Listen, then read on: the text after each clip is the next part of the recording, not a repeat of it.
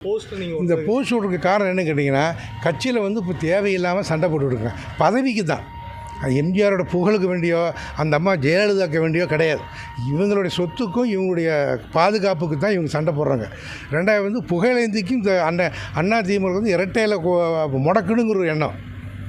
எம்ஜிஆர் வந்து எவ்வளோ கஷ்டப்பட்டாங்கன்னா தொண்டர்களுக்கு தான் தெரியும். இவர் வந்து சர்வசாதாரணமாக இரட்டையில முடக்கிடலாம், அது பேசுகிற மகா தப்புங்க. ஒரு நல்ல ஒரு எம்ஜிஆர் கூட பழகினால எம்ஜிஆருடைய விசுவாசி இந்த வார்த்தை வாயிலே வராது. ஒன்று. ரெண்டாவது இப்போ தினகரன் என்ன சொல்கிறாரு, ரெட்டையில வந்து துரோகிகளே வரக்கூடாதுங்கிறாரு. அப்புறம் தினகரன் அதிமுக தான் இருக்கிறாரு. அப்போ எம்ஜிஆரை பற்றி நீ ரெட்டையிலைக்க வேண்டி தான் அவர் கஷ்டப்பட்டு.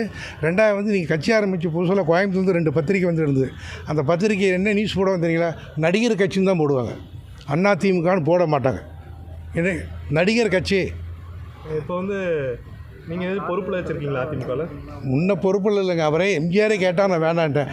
நான் சாகு வர உங்கள் கட்சியிலே இருப்பேன், நான் எந்த கட்சிக்கும் போக மாட்டேன். ஆனால் இன்னைய வரைக்கும் அதே தான். எல்லோரும் கூப்பிட்டாங்க, எல்லா கட்சியிலும் கூப்பிட்டாங்க, நான் எதுக்கு நான் போக மாட்டேன். அவர் ஆத்மா என் கூடயே தான் இருக்கிறார்.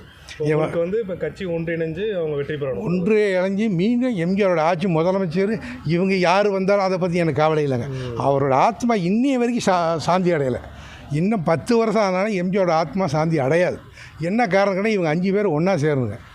அவருக்கு வேண்டியோ மக்களுக்கு வேண்டியோ இவங்க கஷ்டப்படுறதே கிடையாதுங்க. இப்போ எம்ஜிஆர் ஏச்சும் உங்கள்கிட்ட வந்து பேசினாருங்களா? என்னங்க எம்ஜிஆர் ஏச்சும் உங்கள்கிட்ட வந்து பேசினாரா? அவரோட ஆத்மா ஏச்சும் வந்து பேசு? ஆத்மா வந்து எப்போவுமே கேட்டிங்கன்னா என்னைக்கு அந்த பிறந்த நாள் இறந்த நாள் அன்றைக்கி தான் வந்திருக்கிறார்.